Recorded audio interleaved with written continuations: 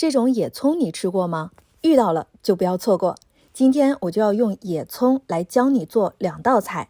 野葱洗干净之后，先用刀拍一拍蒜头部位，把蒜头部位拍扁之后，再将它的根茎部位切成小段。切好的野葱放入到大碗当中，倒入1勺生抽，半勺的白糖，1勺醋，加半勺剁椒，半勺油辣子，用手抓拌均匀。稍微腌制一会儿就可以装盘开吃了，是不是很简单？这道炝拌野蒜头呢就做好了，连火都没有开，吃起来特别的开胃，爽脆可口。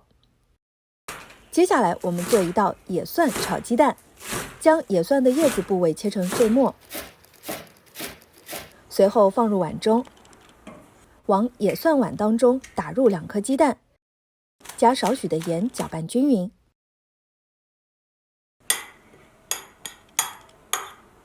锅内倒油之后，就倒入鸡蛋液煎制，煎到鸡蛋定型之后，给它翻动一下，炒一炒，炒到鸡蛋全部熟透了，就可以出锅啦。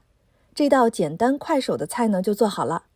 鸡蛋的香与野蒜的香完美结合在一起，非常的特别哟，快收藏做起来吧。